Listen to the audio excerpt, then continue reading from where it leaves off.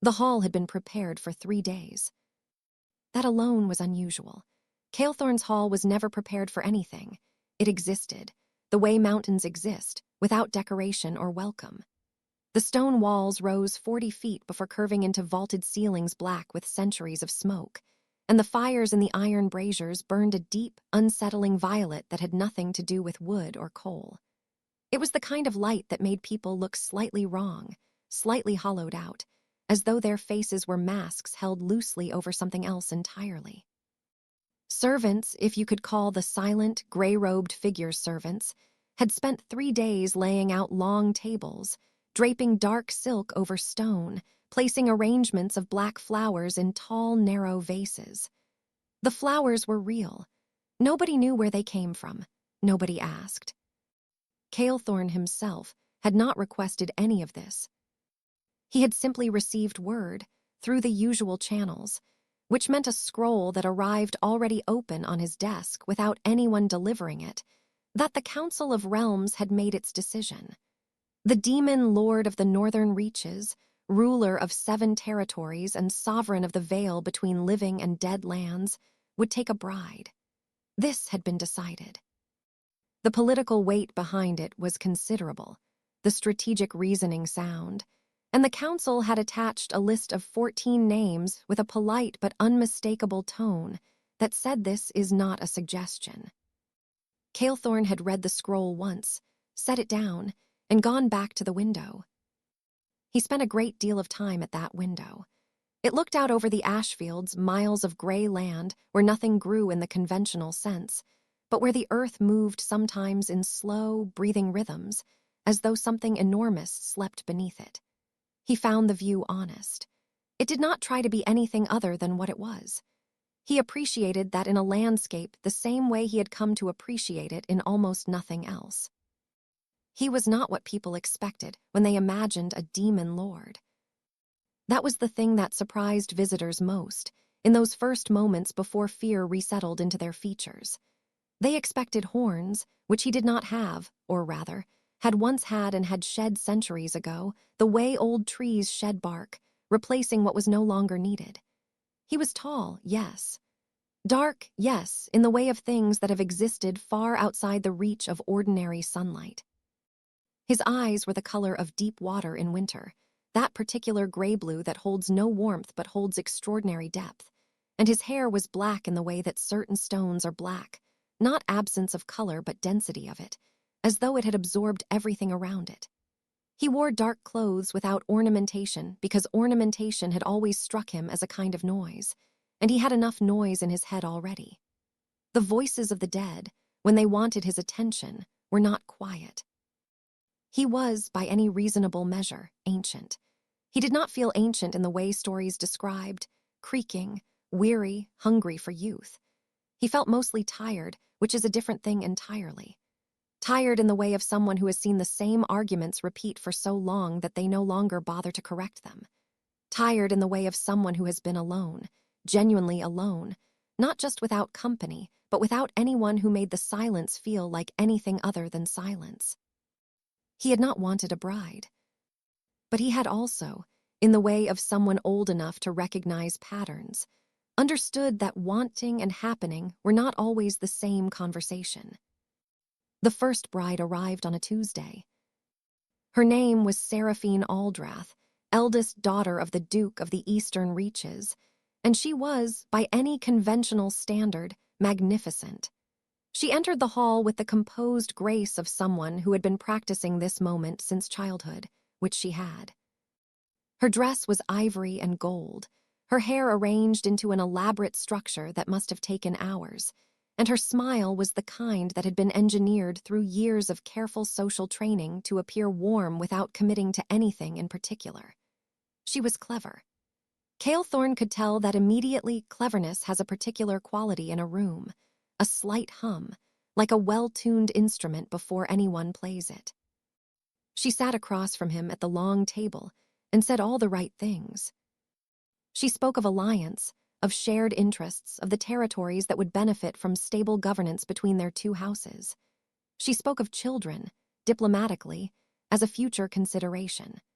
She mentioned that she had read extensively about the history of the northern reaches and found the culture, though different from her own, worthy of deep respect.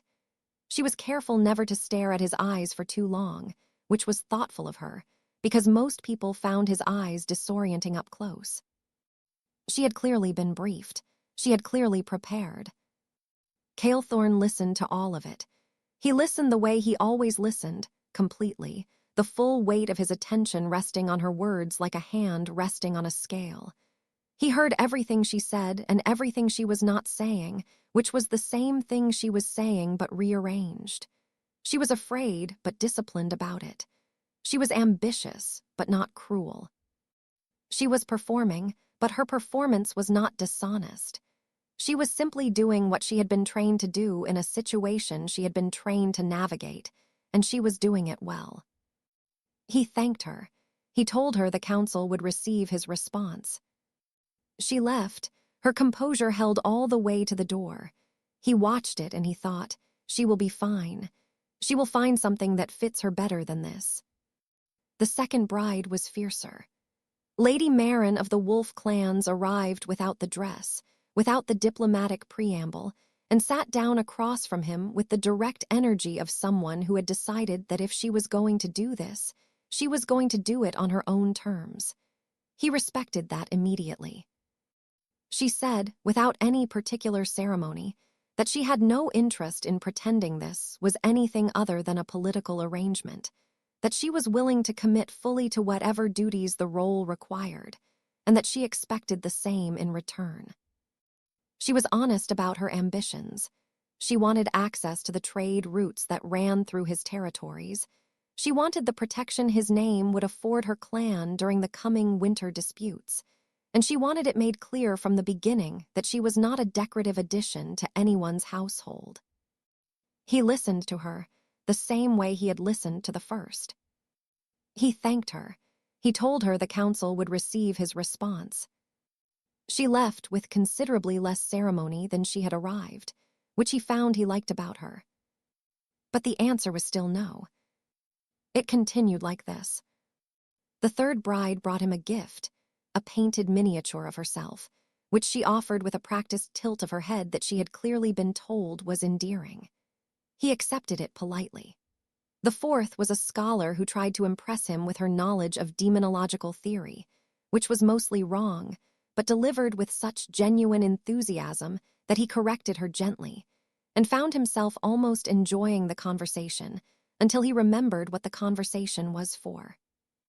The fifth was barely 20 years old and sat across from him with her hands flat on the table, and her jaw set against the terror she was clearly feeling. And he ended the meeting in 15 minutes because he had no intention of prolonging anyone's fear for the sake of procedure. The sixth, seventh, and eighth blurred together somewhat, though he would have been ashamed to admit that. They were different women with different qualities, one musical, one martial, one with an extraordinary gift for languages that she demonstrated by greeting him in 4 of the older dialects he had not heard spoken aloud in 2 centuries. Each of them was, in her own way, remarkable.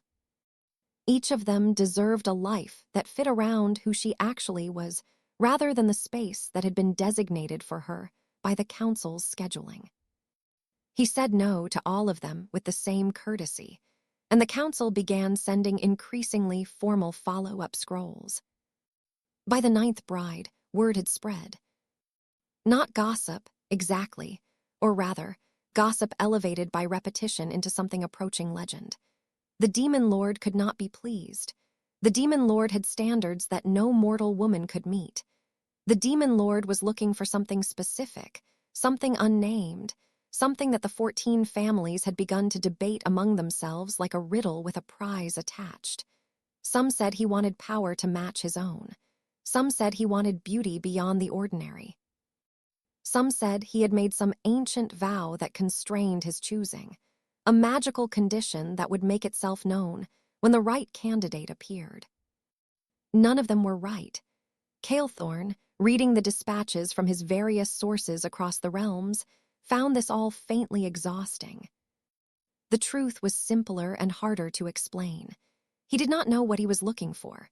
He only knew, with the certainty of someone who had spent centuries learning the difference, what it felt like when something was not right. And nothing, across all those careful meetings, all those composed and prepared and genuinely admirable women, had felt like anything other than not right. He could not have articulated what right would feel like. He had no particular image in his mind, no checklist, no romantic ideal preserved from some more feeling era of his existence.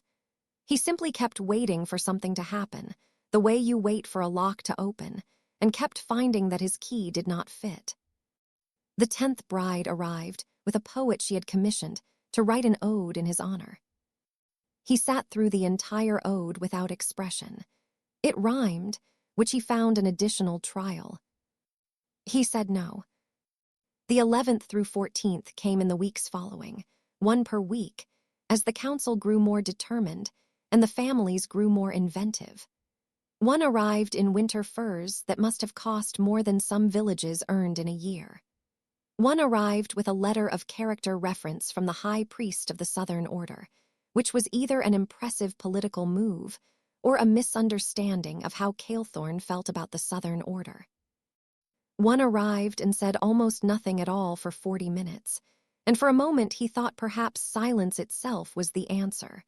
But then she spoke, and it was only that she had been building to a very long prepared speech, and he realized silence had been a strategy rather than a nature. The 14th bride, her name was Isolde Verne. She was 32, composed, and had the clearest eyes he had seen in several meetings, looked at him across the table near the end of their conversation, and said, quietly and without any particular drama, "You're not going to choose any of us, are you?" It was not quite a question. He looked at her for a long moment. "I don't know," he said, which was the most honest answer he had given anyone in some time. She nodded slowly, the way people nod when an answer confirms something they already suspected. "I hope you find what you're looking for," she said, and she meant it, which was the remarkable part. She stood, she thanked him for his time, and she left without the brittle disappointment that several of the others had carried out with them, draped over their shoulders like a coat. He sat in the silent hall after she was gone, and the violet light burned around him and the black flowers stood in their tall vases, and he thought, 14. 14 women of quality, substance, strength, and particular talent. 14 conversations that had been in their way genuine encounters, none of them failures exactly, none of them dishonest, and none of them, not a single one, had reached across the careful distance inside him and touched anything real. He went back to his window. The ash fields moved in their slow-breathing way below him. He thought, perhaps this is simply what I am. Perhaps certain things calcify over enough centuries, and what remains is functional and sufficient, and no longer requires the thing that it once had, or perhaps never had, depending on which history you believed. He thought, I should write to the council. He did not write to the council. Instead, 3 days later, the storm came. It began the way the worst storms always begin in the northern reaches, not with thunder or wind, but with quiet.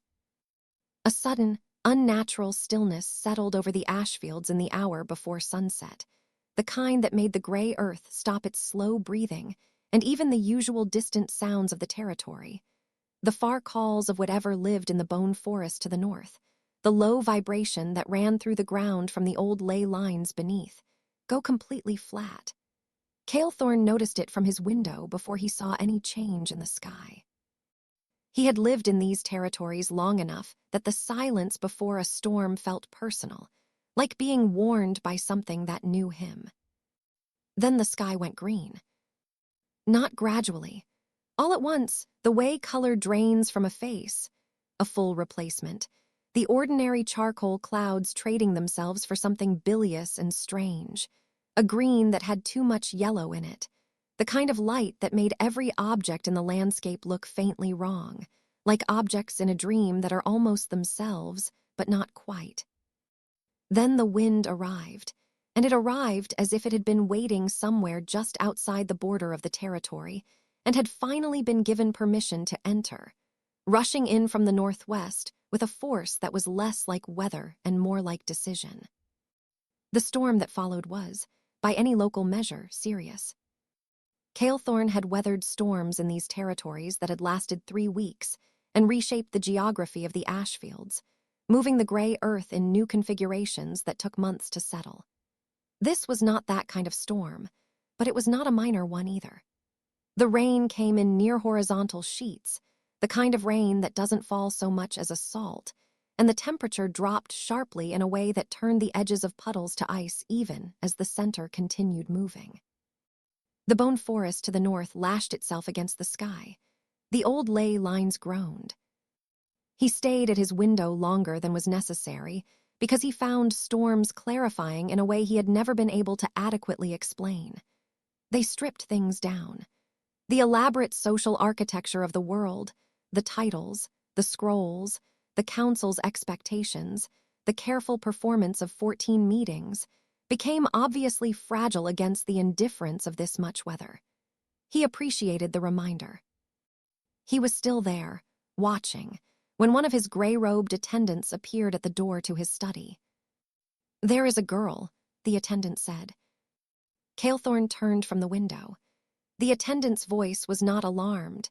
Nothing alarmed the gray-robed attendants, who had been in service in this hall for longer than most of them could remember, and had seen enough unusual things that unusual had essentially ceased to be a meaningful category for them. But there was something in the phrasing. Not a woman or a person or even someone, all of which would have been the natural choices. A girl. He waited for the rest. "She came through the east gate," the attendant continued. "In the storm, she was walking." "Walking," he repeated. "Yes, my lord, not running. Walking." She said. The attendant paused in the particular way that suggested what followed was being delivered verbatim because its meaning was unclear. She said she was looking for shelter, and that she knew the hall was here, and that she was sorry to trouble anyone. Calethorn looked at the window, where the storm was doing things to the landscape that made walking through it something between very difficult and not entirely advisable. Then he looked back at the attendant. "Where is she now?" "We put her by the east fire, my lord. She was very wet." He did not go immediately. This was not strategy or delay. He simply finished what he had been thinking at the window, which was his habit, because he had found over the centuries that interrupted thoughts had a tendency to come back at inconvenient moments. He let the storm exist for another few minutes, watched the ash fields do what they did in weather like this, which was endure. Then he turned from the window and went through the long corridor that connected his study to the eastern wing of the hall. The eastern wing was older than the western, which was already old enough that its age had become academic. The stones here were a different color, darker, with a faint iridescent quality when the light caught them, as though they had been quarried from somewhere that was not quite this world. The fires in this part of the hall burned a slightly warmer violet than elsewhere, an old quirk of the place that he had never fully explained even to himself. The corridor was long and quiet, and he walked it at his usual pace, which was unhurried. He heard her before he saw her. Not her voice, she wasn't speaking. He heard the sound of someone trying not to shiver, that specific, effortful quality of someone whose body wants very much to shake itself warm and who is, through some combination of willpower and self-consciousness, attempting to prevent this with partial success. It was a small, human, entirely undignified sound, and it carried down the corridor with the clarity of the acoustics in these old stones. He came around the final turn of the corridor and into the east room. She was sitting on the floor. This was the first thing he noticed, not because sitting on the floor was wrong or inappropriate, but because there was a chair not 3 feet from her, and she had apparently chosen the floor, pulling her knees up toward her chest and angling herself toward the fire with the single-minded practicality of someone whose only current objective was warmth. She was soaked through. Her hair, dark and quite long, though it was impossible to judge its full length in the wet, tangled state it was in, was plastered against the side of her face and her neck, and she hadn't bothered to push it back. Her clothes were plain. Not poor exactly, but thoroughly ordinary. The kind of traveling clothes that prioritize function over everything else, now rendered more or less transparent in places by the amount of water they had absorbed. She was young, somewhere in her mid-20s, he estimated, though he had learned over the centuries not to trust his estimates of mortal ages, which compressed oddly from his perspective. He catalogued this the way he catalogued everything, automatically and without attachment, not what anyone would call beautiful in the conventional way, not in the composed, presented, orchestrated way of the 14 brides who had each, in their own manner, deployed appearance as one of their instruments. She was simply a face, and it was, in this moment, deeply preoccupied with the problem of the fire, studying the flames with the focused attention of someone conducting important research. She had not heard him come in. He stood in the doorway for a moment longer than was perhaps strictly necessary. "You walked through that," he said. He meant the storm, and he gestured toward the small window in the east room, where the rain was still doing its horizontal best against the glass. She startled, not dramatically, a quick shift of her shoulders, her head turning toward him. Then she looked at him, and he waited for the thing that always happened, the recalibration he could see in people's eyes when they registered what he was, when the full weight of his presence arranged itself into something their nervous systems had strong opinions about. She looked at him, and her expression did what expressions do when someone is very cold and very tired and has been concentrating on a fire. It came back to the present slowly, like someone surfacing from water. "Yes," she said, as though this were a perfectly reasonable observation and not a question that had been trailing something larger behind it. He waited for more. There wasn't more. "Why?" he asked. She seemed to consider this genuinely, her brow folding slightly in the particular way that people's brows fold when they're working through something that seems obvious to them, but that they're willing to try to explain. "Because I needed to get somewhere," she said, "and the storm was between where I was and where I was going, and waiting didn't seem like it was going to resolve anything." He found he did not have an immediate response to this. He took a step into the room. Her name was Asha. She offered this information without being asked, in the way that people sometimes fill silence when they're cold and sitting on the floor in an unfamiliar place. Not nervously, exactly, but with the simple social instinct that names are a reasonable starting point. Asha. She did not offer a family name, and he did not ask for one, and the absence of that piece of information hung in the room in a way that was neither awkward nor particularly meaningful, just present.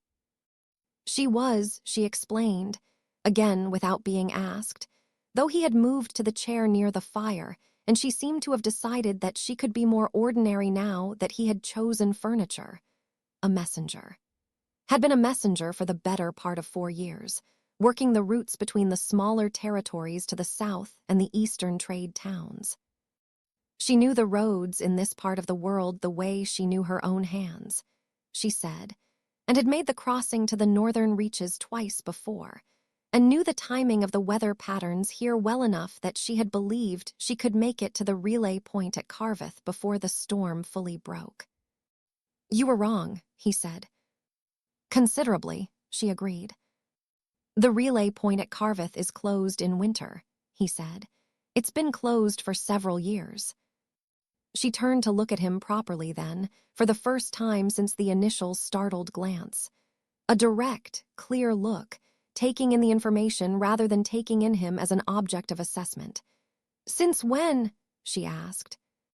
"Since the eastern bridge fell in the frost floods 3 winters ago.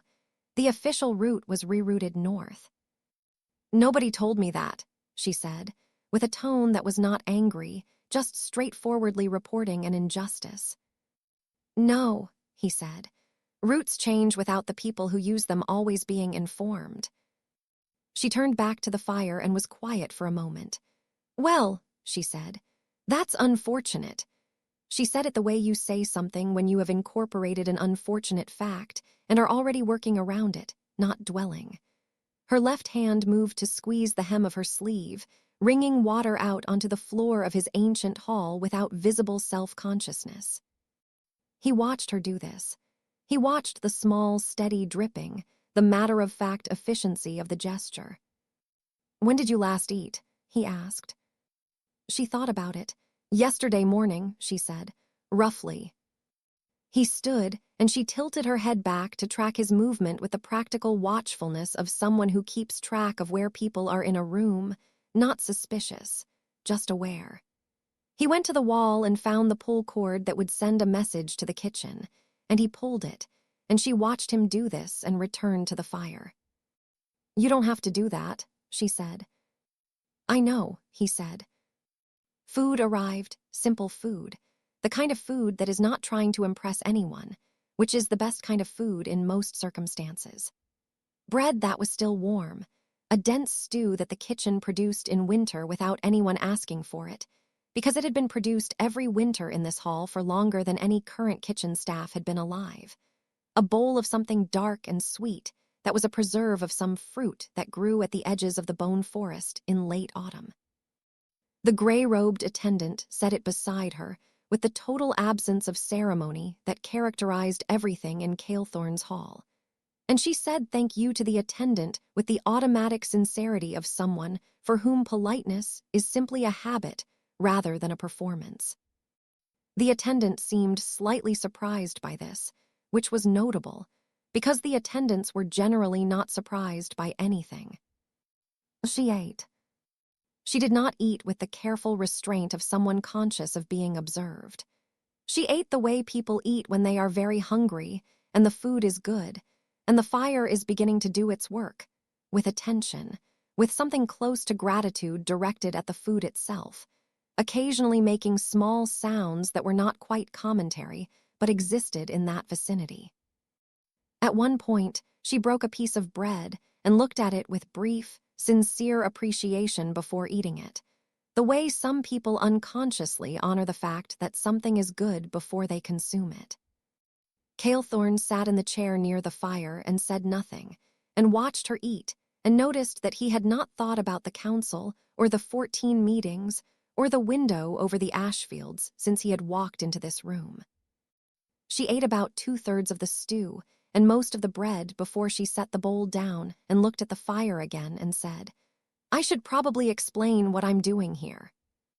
"You needed shelter," he said. "Yes, but I mean more specifically," she said. She shifted on the floor, pulling one knee up. "I was bringing a letter, to this hall, actually. To you, I suppose, though I didn't know it was you when I was given it. I didn't know who lived here specifically. I just knew the address and the route." She paused. "Well, I thought I knew the route." "Who gave you the letter?" he asked. She reached into the inside of her coat, which was drier there, clearly the inside pocket being the one she protected, and produced an envelope. It was damp at the edges but intact. She held it out across the space between them, and he stood and crossed to take it, and when he took it from her hands, their fingers did not quite touch, an almost of contact, and she looked up at him because he was very tall from below and said, "I don't know what's in it. Messengers don't read letters." She said this last part with the quiet dignity of a professional rule. He looked at the envelope. He recognized the council's seal. He set it unopened on the mantelpiece. She looked at the envelope on the mantelpiece and then looked at him with a question she was clearly deciding not to ask, and he said, "I know what it says." She accepted this. "All right," she said. He returned to his chair. The fire was doing its genuine best, and the room was warmer now, and outside the storm continued its indifferent work. She reached up and pushed her hair back from her face finally, now that she was warm enough to notice it was there, and tucked it behind one ear and looked at the fire. "You can stay until it passes," he said. She looked at him again, that same direct look, considering it, not taking it as a given. "That might be a day or two," she said, honestly, which he appreciated. "I know," he said. "I don't want to be any trouble," she said, and there was no performance in it. It was simply true, clearly, self-evidently true, the way that some statements are true not because they are said carefully, but because they describe an actual internal condition. She did not want to be any trouble. She had not come looking for anything she had not explicitly needed. "You're not," he said. She nodded, accepting this, and turned back to the fire, and the storm outside went on, and the violet light burned, and the black flowers stood in their vases in other rooms of the hall, and Calethorn sat in his chair and felt, with the precision of someone who had not felt it in long enough that it registered clearly, something shift somewhere behind his sternum. He did not name it yet. He was old enough to be careful about names. But he noticed it. He sat with it, the way you sit with something you don't want to disturb. The storm lasted 2 days. This was not remarkable by Northern Reach's standards, but it was enough.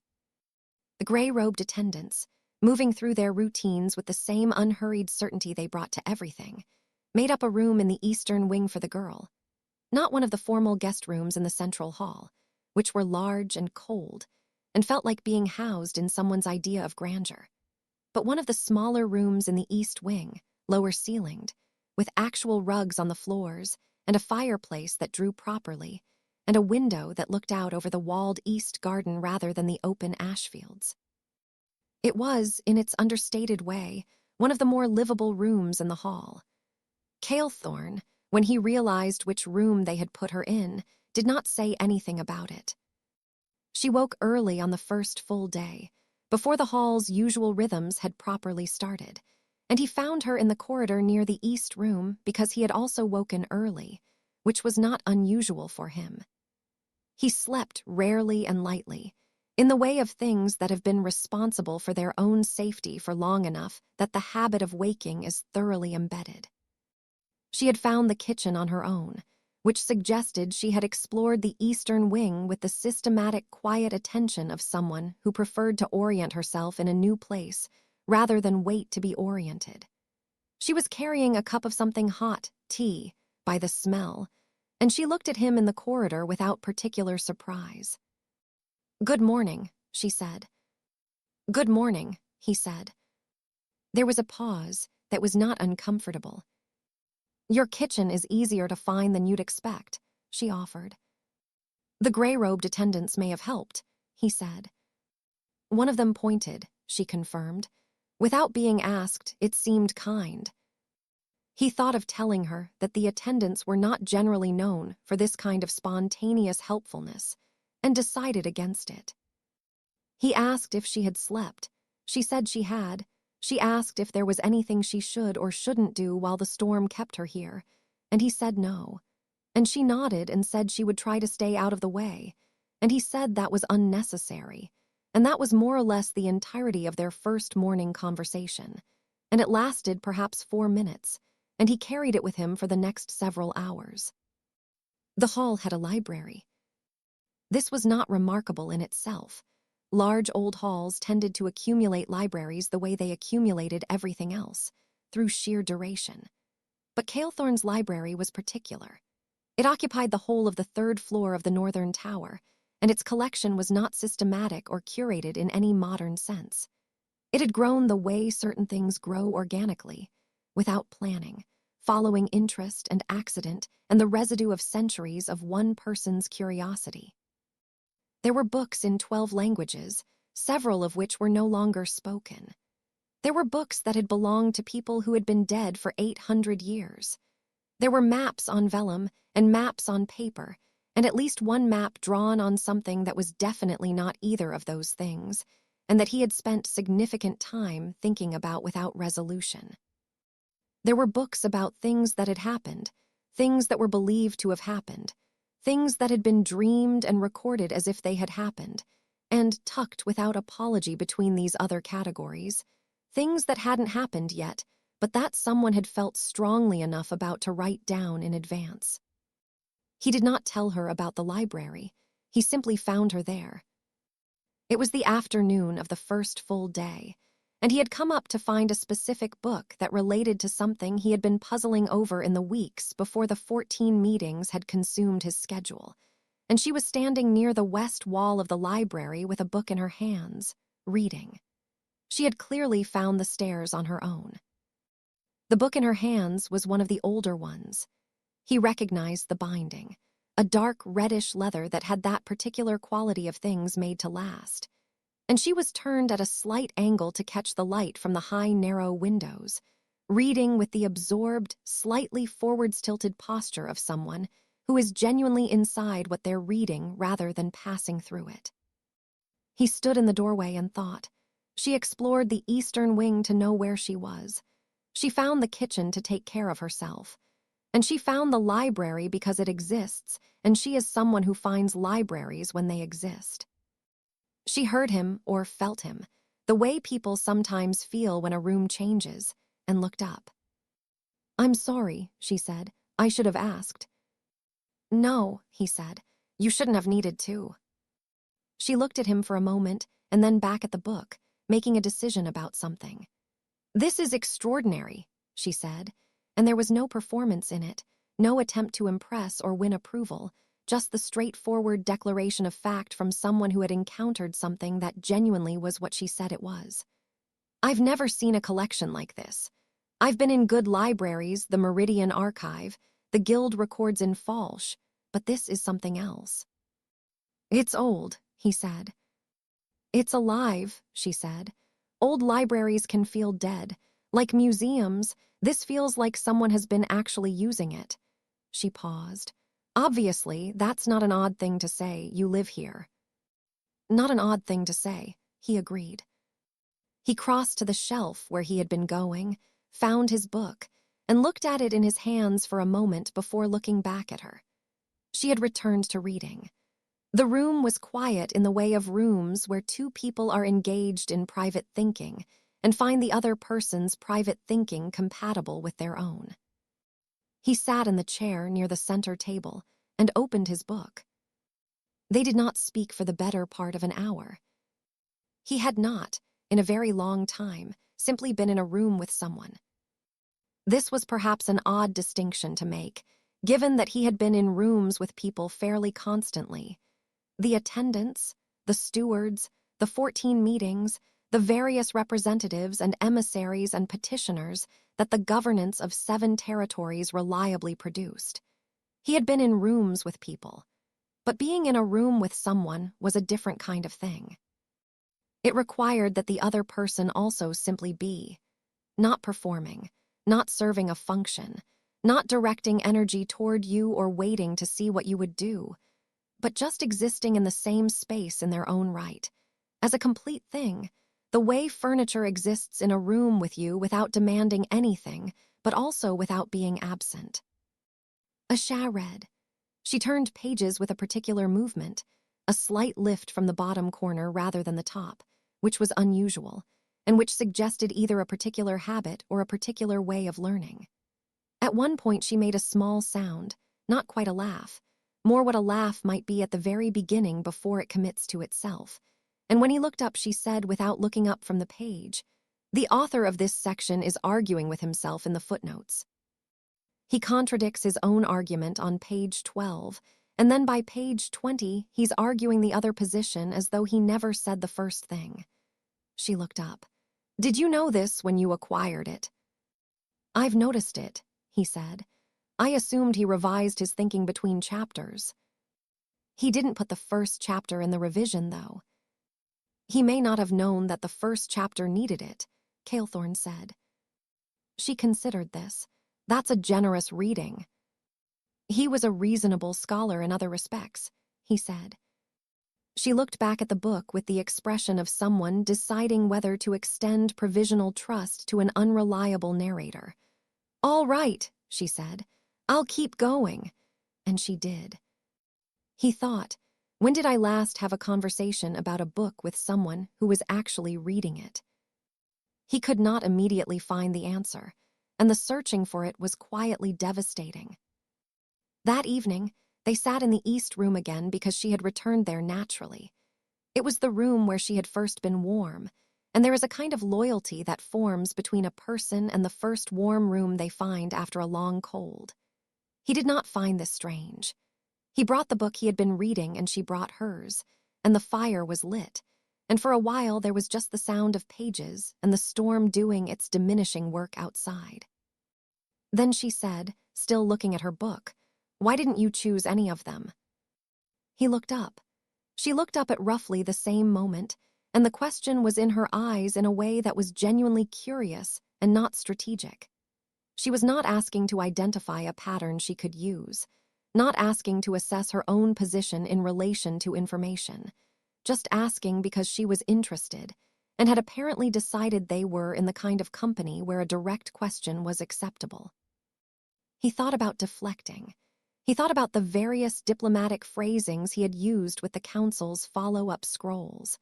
Then he thought, she walked through a storm to get somewhere she needed to be. She reads books in other people's libraries without asking, because it did not occur to her that a library was something that needed guarding from someone who loved books. She told me I didn't have to feed her even though she hadn't eaten since the morning before. They were prepared, he said. All of them, every single one. They came knowing what they were walking into, knowing the weight of it, and they armored themselves against it. Which is the intelligent thing to do, the reasonable thing. He stopped, working out how to finish the sentence honestly. But I have spent a very long time in rooms with people who are armored, and I have spent a very long time being the reason that they armor themselves. He paused. I think I was waiting for something that wasn't armor. And I didn't find it. She was quiet for a moment, absorbing this.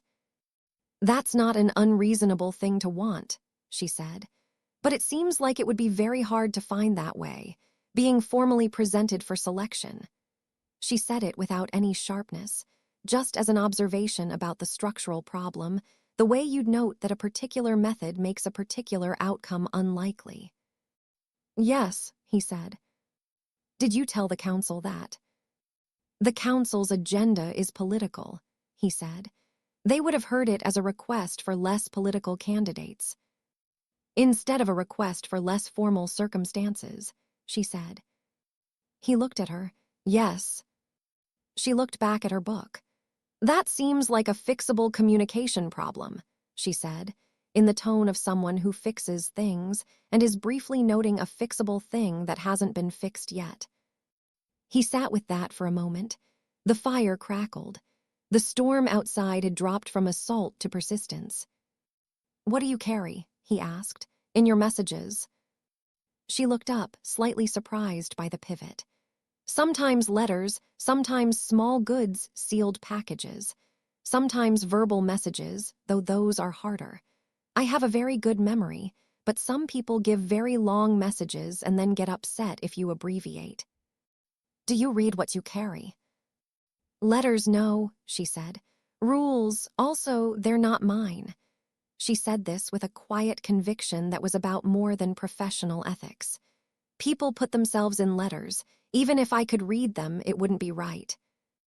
Even information that might be useful to you.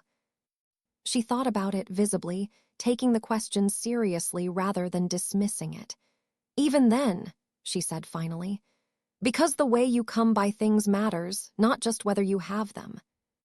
He looked at the fire and thought, that is the answer of someone who has a genuine ethical structure rather than a social one, who has thought about something long enough to believe it rather than simply performing a belief, because performing it is easier.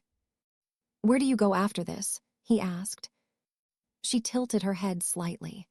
After the storm, I'll need to recalculate the route. You said the relay at Carveth is closed, so the eastern road is probably not. I don't mean after the storm, he said. She went still for just a moment, her eyes steady on his, and then something in her face shifted. Not defensiveness, not recalculation, not the careful repositioning he had seen in 14 different faces across a long table.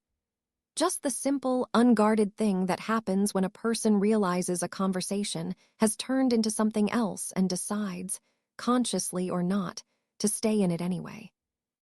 I don't know, she said.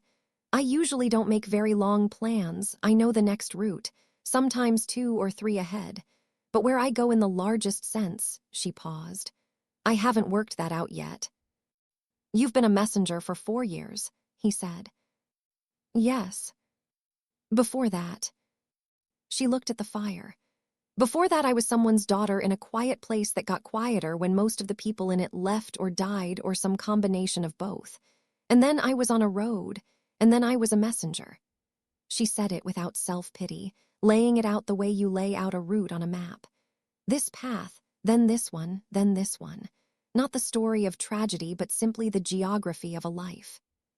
He did not offer sympathy. She had not asked for it, and she was not the kind of person, he could see this clearly now, who needed it applied to factual statements.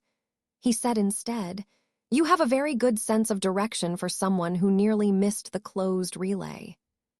She looked at him with that quick, startled quality that meant surprise, and then the corner of her mouth moved, a very small movement, so small it could have been anything, except that it was clearly, unmistakably, the beginning of something that it was then deciding not to become quite fully. "No one told me the road changed," she said. "No," he said, "they didn't." And something in that exchange, the lightness of it, the honesty of it, the way it had happened without either of them navigating it or managing it, or deciding that it should, settled into the room like heat settling into cold stone. He picked up his book. She picked up hers. The storm continued, quieter now. On the morning of the second day, she helped one of the gray-robed attendants carry something from one end of the eastern wing to the other, and the attendant was so comprehensively wrong-footed by someone offering to help without being asked that they stood holding their end of the load in what appeared to be genuine bewilderment. She said, "You had both hands full. It seemed logical," in response to the bewilderment, and then carried the other end of the thing to wherever it needed to go and asked if there was anything else. And the attendant said no, and she said, "All right, thank you for showing me where this corridor goes," and continued on her way.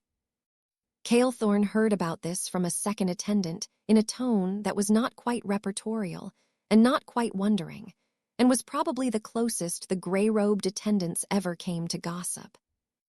That afternoon, he went looking for her and found her in the east garden, which was technically inside the hall's outer wall but open to the sky.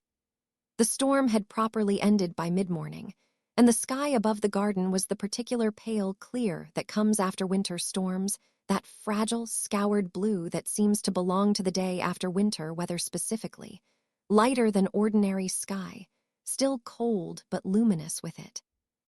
She was standing in the garden with her face slightly upturned, eyes mostly closed, in the way that people stand when they want to feel a specific thing. In this case, the pale winter light on a face that had been indoors for 2 days. He stood at the garden gate and watched her for a moment. She looked like someone who was very good at being where she was, not dreaming of somewhere else, not performing contentment, just genuinely present in the cold garden in the winter light. It was, he thought, a rare quality. The rarest, perhaps. She heard him and opened her eyes and looked at him without startling this time, and said, "The storm's properly over." "Yes," he said. "I should go," she said. He said nothing.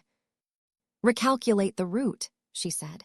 "Deliver, well, I've delivered the letter already, technically, even if it wasn't quite the delivery I planned. There'll be other routes." She was saying it steadily, factually, the way she said most things, but there was something that she was working to keep steady in it that had not been there in the library or by the fire, and he heard that as clearly as he heard the words. "Where will you be?" he said, "in 3 weeks. She looked at him. "Why 3 weeks?" "The northern reaches has several routes that aren't currently serviced," he said. "The territories are large, and the standard courier networks stop at the border. There's been an ongoing problem with communication that I've been meaning to address. It would require someone who knows terrain, who can carry difficult messages reliably, and who," he paused, "who knows how to find a closed road and work around it." She was still looking at him. She was very good at looking at things directly, not aggressively, but fully, bringing her actual attention to bear rather than a managed version of it. "That's a very practical framing," she said. "I thought it was," he agreed. "For a very impractical thing," she said. He did not argue with this.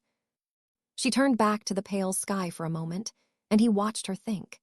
It was visible, her thinking not performed deliberation, not the careful demonstration of consideration, but actual thought, which has a texture to it when you're practiced enough at observation to see it.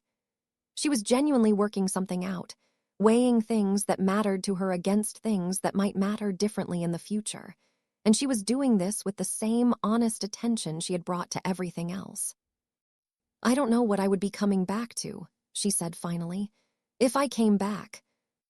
"No," he said. "I think that would have to be found out." She looked at him again. "You'd be comfortable not knowing?" she asked, and there was real inquiry in it, genuine interest in his answer. "I've not been comfortable," he said slowly, "with the appearance of knowing, with everything planned and prepared and presented. I think I would be considerably more comfortable with not knowing if what I didn't know was real." The garden was very quiet in the aftermath of the storm. "3 weeks," she said. "Or longer if the roots require it," he said. "There's no particular urgency." She almost smiled, not quite. "All right," she said. I'll think about it." "That's sufficient," he said. She nodded, looking at the pale sky one more time in a way that seemed like goodbye but not a permanent one. Then she went inside to prepare to leave, and he stood in the cold garden alone for a while, and did not go to the window over the ash fields, and did not think about the council, and did not think about the 14 meetings. He thought about a girl who had walked through a storm to get somewhere she needed to be, and had found, without looking for it, somewhere she might need to be instead. She came back in 6 weeks. Not 3, as he had said, or longer as he had offered, but 6, which was somewhere in the space between those two estimates in a way that was neither an apology nor an explanation, just the time that it had taken to do what she needed to do before she could be somewhere new. She arrived in the late afternoon of an overcast day, the sky the color of old pewter, the air carrying the particular stillness of early winter before the deep cold has fully committed. She came through the east gate again, which he did not think was an accident. She had no storm accompanying her this time. She was, if anything, even more ordinary-looking than he remembered plain traveling coat, a pack that was slightly larger than the one she'd had before, boots that had clearly seen a great deal of use and been well maintained for it. One of the gray-robed attendants brought him word, and this time he went immediately. She was not sitting on the floor. She was standing near the east fire, facing it, her hands out toward the warmth in the instinctive way of people who have been outside in the cold. And when he came into the room, she turned and looked at him with an expression that was very still and also somehow very awake, the way of expressions that are carrying something large and holding it carefully. 6 weeks, he said. There was a route in the south that needed finishing, she said, and I had things to settle. She looked at him directly. I didn't want to come here while I still had somewhere else I was responsible for being. He understood this. He understood it in the way you understand something that belongs to the same part of you that holds the things you most respect about yourself. She had not come until she could come fully, without loose ends, without divided attention. She had come when she could come properly or not at all. You settled them, he said. Yes. And the southern route. Finished and handed off, she said, to someone who knows it now. She looked at the fire for a moment, then back at him. I want to understand what I'm walking into, she said. I've been thinking about it for 6 weeks, and I want to say some things, and I want you to hear them honestly, not as a negotiation, just as the truth. All right, he said. She took a breath. I'm not one of the 14, she said. I know that. I'm not a political alliance, and I'm not a strategic match, and I don't bring anything that the council would consider a reasonable qualification for this. She said it plainly, without self-deprecation, just as accurate inventory. I'm a messenger who walked in out of a storm because the road I thought I knew had changed. Yes, he said. And I don't know why you'd... She stopped, started again, differently. I want to know if this is something you're certain about, because I think you're someone who has seen enough that certainty isn't a word you use carelessly. And I came back because I am not the kind of person who comes back to something unless she means it. But I need to know if you mean it the same way." He looked at her in the light of the east fire, in the room where the violet burned warmer than elsewhere for reasons he had never fully explained. And he thought about certainty. He thought about what certainty means when you have lived long enough that most of the things you were certain about have revised themselves, sometimes several times, into different shapes. He thought about 14 meetings and the way each one had ended with the same quiet absence, the same quality of not quite, the same lock that didn't open. And he thought about an afternoon in a library where someone read a book and talked to him about a scholar who contradicted himself between chapters. About a garden where someone stood in pale winter light, not performing peace, but actually experiencing it. About a storm-soaked girl on the floor of his east room asking him if he was going to make a fuss about her wringing water from her sleeve. "Yes," he said, "I mean it the same way." She let out a slow breath, and her shoulders dropped slightly from the careful level they had been at, and in the dropping of them he could see how much she had been carrying the question of it. "All right," she said. "All right," he said. There was a pause, and then she said, with the slight compression in her voice that meant she was being careful not to let something else out with the words, "I've never done anything like this before." "Nor have I," he said. She looked up at him. "That seems statistically unlikely." "I've had the form of it," he said. "Not the substance. This is the substance." He paused. "It's different." "Different how?" He thought about how to say it without it becoming more elaborate than it needed to be. "I know things," he said, "in the way of someone who has been alive for a very long time. I know the shape of most things before I encounter them. I know what 14 prepared and presented brides will say and how they will carry themselves and what they want and what they fear. I know what a storm over the ash fields will do before it does it. I know the arguments in books before I finish the chapter." He looked at her. "With you I have been consistently, and rather refreshingly, surprised." She considered this. "That doesn't sound like a stable basis," she said, and there was something just at the edge of humor in it, very quiet, very dry. "No," he agreed. "It sounds like an alive one." She looked at him for a long moment, and then she did something she had not done in any of their previous encounters. She smiled. Not the almost smile of the East Room, not the compressed corner of the mouth thing, but an actual smile, direct and unheld.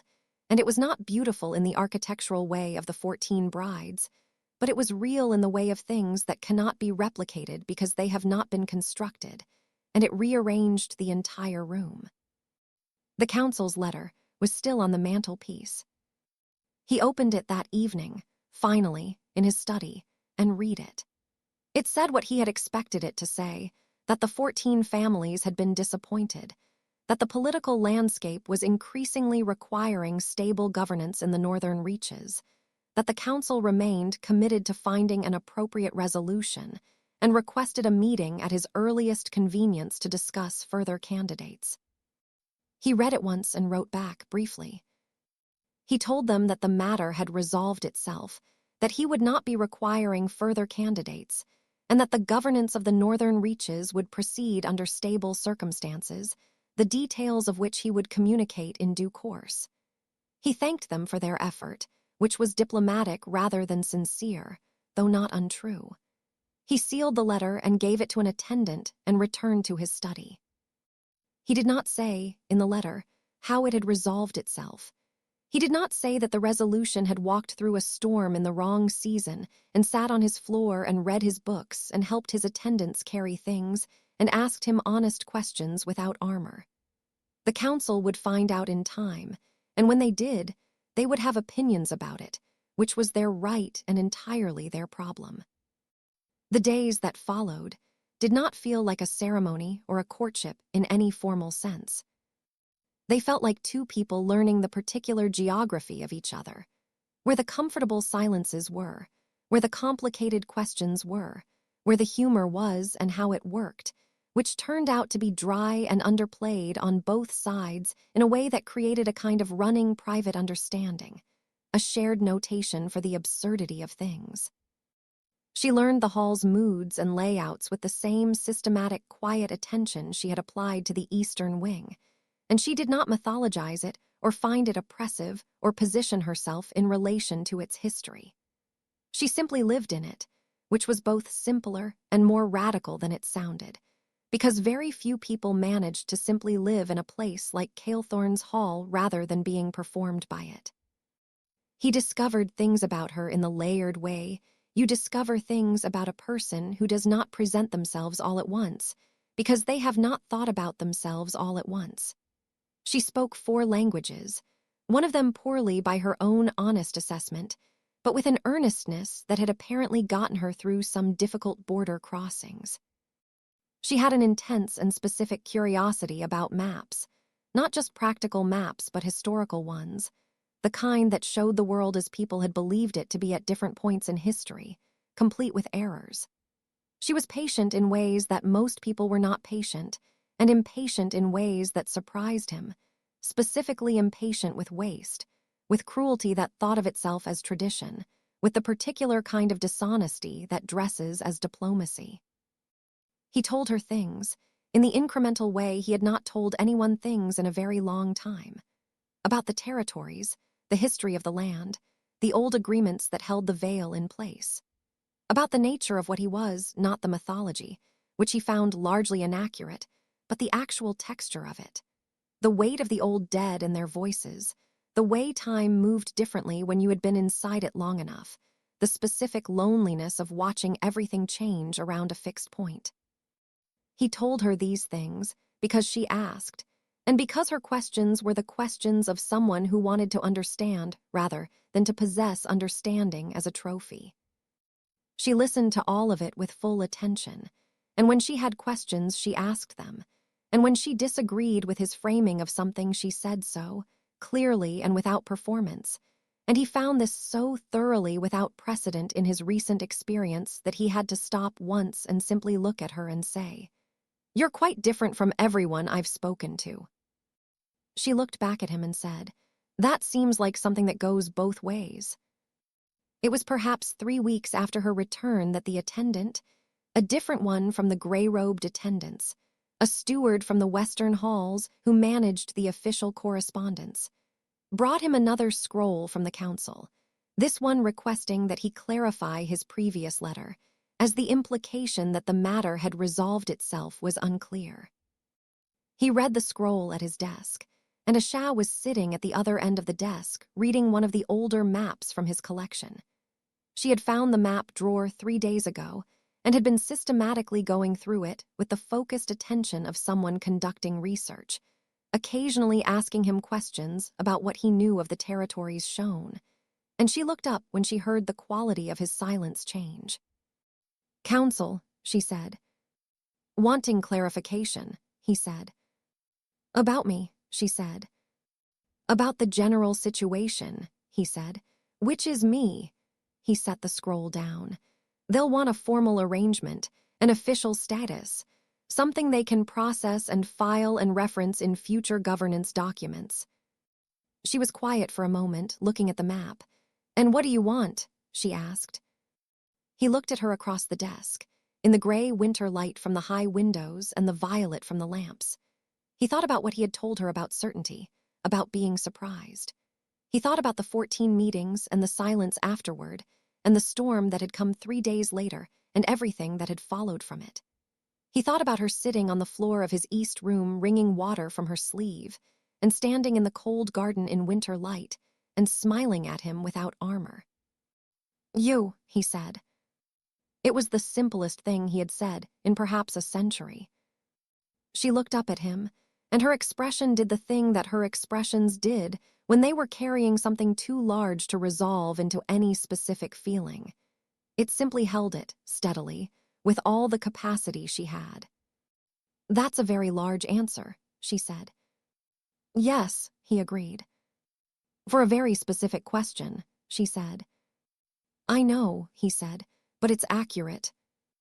She looked at him for a long moment, and then looked down at the map, and then looked back at him with something decided in her face, not resolved in the sense of finished, but decided in the sense of a direction chosen. "Then I suppose you'd better write them back something that uses more formal language," she said, "because I imagine they have paperwork." "Considerable paperwork," he confirmed. "All right," she said, and turned back to the map, running her finger along a route that had probably not been accurate for 300 years. "I'll be here," she said. As though that were the simplest thing in the world. As though she had always been planning to say it. He took out a sheet of paper and began to write.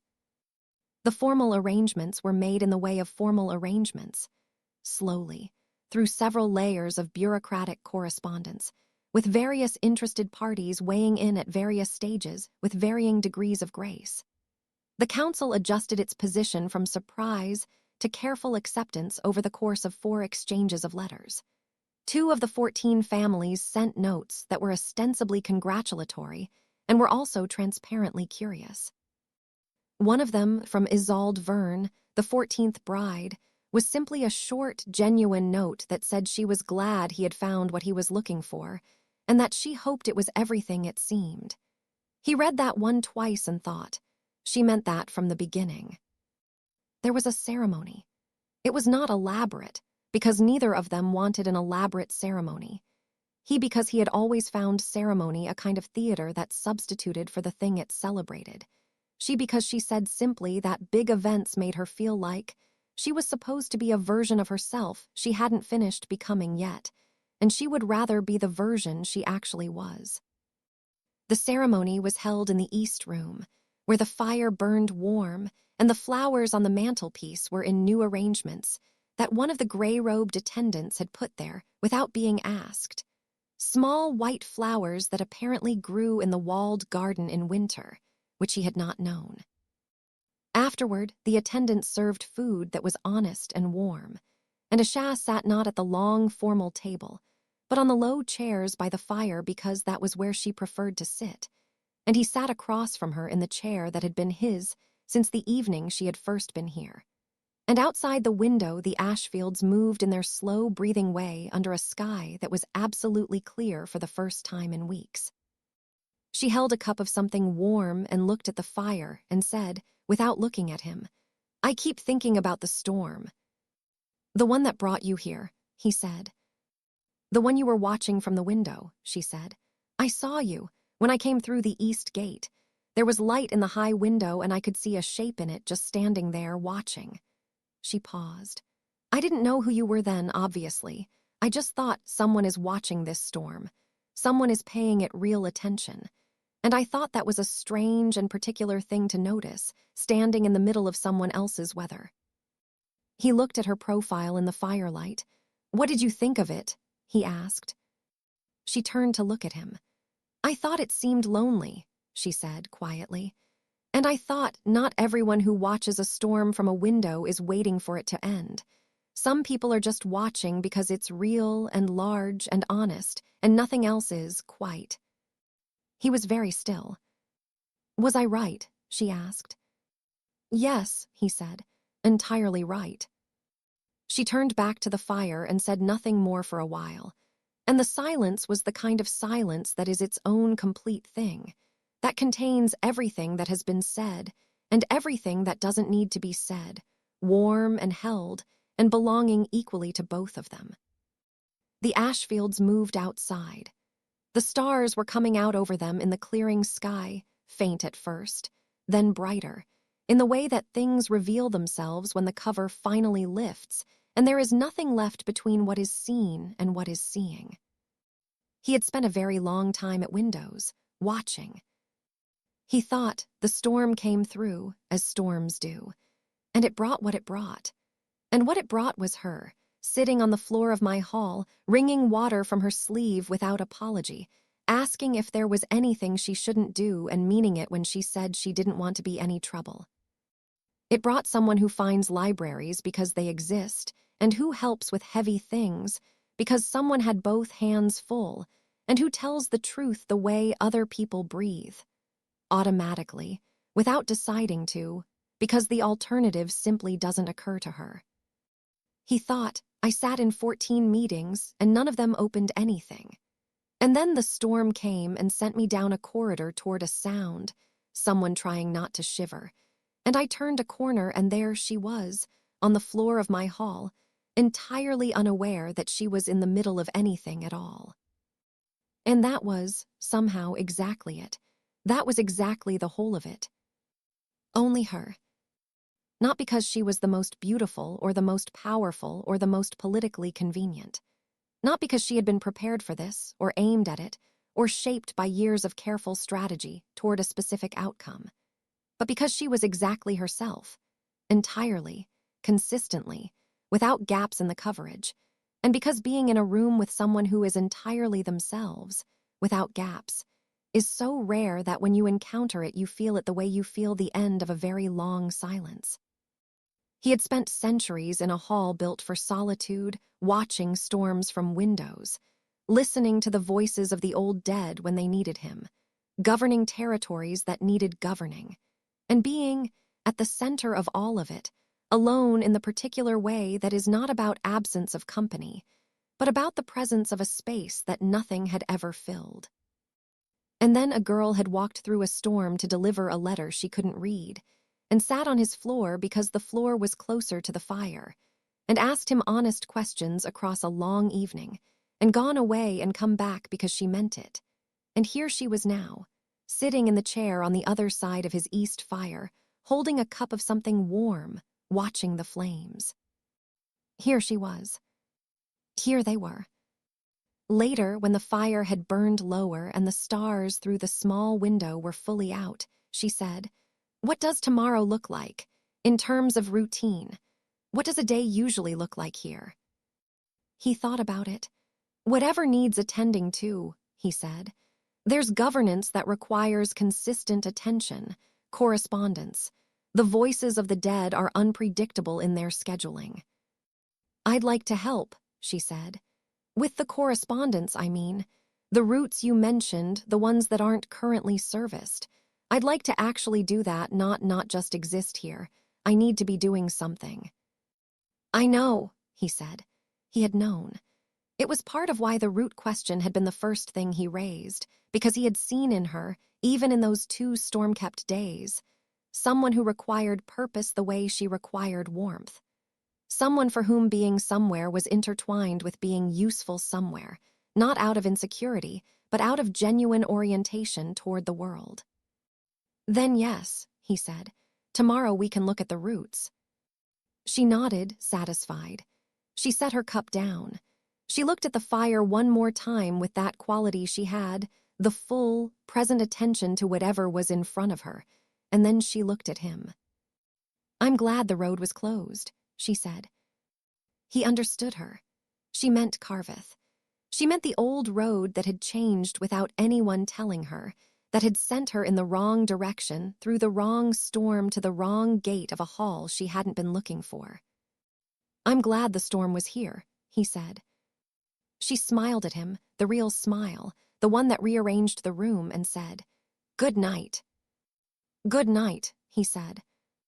She went to the door and paused there for a moment, one hand on the frame, and looked back at him in the low violet light.